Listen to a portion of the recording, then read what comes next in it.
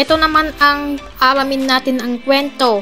Itong babita na kwan. Ito naman kay Iris Gu, ito yung magpakumbaba naman sa kanya. Ito yung kinilala ang bilang sa mga tao, mga tuwad yung mga suspendihin nila. Ito naman kay Shira Gu, ito yung pangusap yung mga dokumento. Ito talaga ang kanyang nagchismismisan. Itong nakilala nila bilang sa kanya.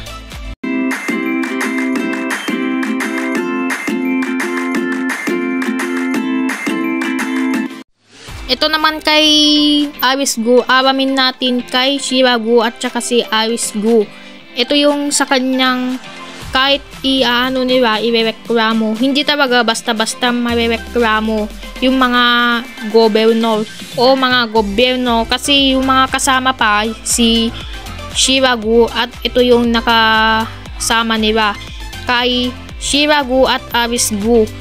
Ito ang kanyang sangkok. Ito sa interesado na video, tapusin nyo lang ang mga panoodin mga video tungkol sa itong i-vlog.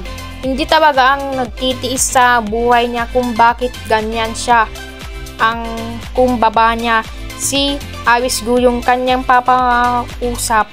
Itong mga taga-pulis ng mga gobyerno, yun talaga ang pag-asa nila sa mga ito sa kanilang pagtiis kung bakit talaga ang naniniwala. Ano ba ito talaga? Itong nangyari sa kanya. Kasi pinapakuwi na yung mga pulis ito kay Iris Gu at Shira Gu.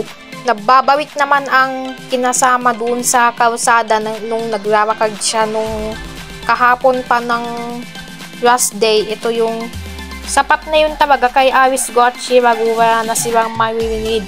Anong masasabi mo sa inyo? Mag-comment na kayo kung nagustuhan nyo yung video ko. Kung ikaw ang interesado ay tatapusin nyo yung video ko. Mag-like, share, comment, and subscribe. O ayaw nyo talaga mag-subscribe, like, and share. Gusto nyo lang. Thank you.